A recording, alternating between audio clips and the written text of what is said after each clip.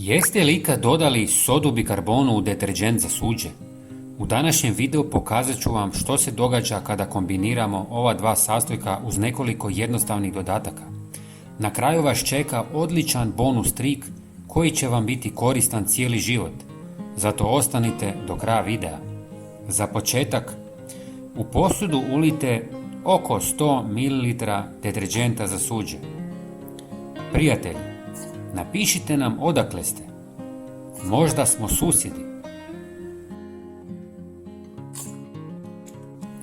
Zatim dodajte 1 žlicu sode bikarbone. Još jedan važan sastojak dolazi na kraju, a to je žlica soli. Sve dobro promiješajte. Ako je smjesa pregusta, dodajte malo vode, dok ne postane savršena za korištenje. Zatim je prelijte u bocu i dobit ćete moćno, poboljšano sredstvo za čišćenje. Ova kombinacija odlično uklanja masnoću, kamenac i nečistoće sa sudopera, pločica i podova, ostavljajući površine blistavo čistim.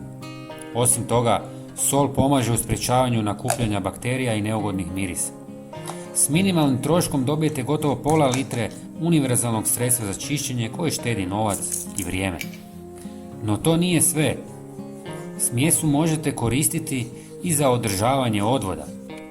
Na večer, kad više ne koristite sudoper, ulijte malu količinu u odvod, dodajte i malo octa i ostavite preko noći.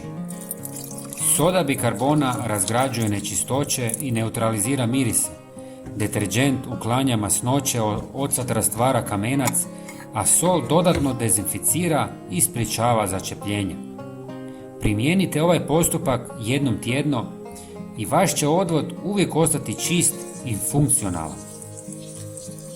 Prijatelji, podijelite ovaj video sa poznanicima i pretplatite se na naš kanal.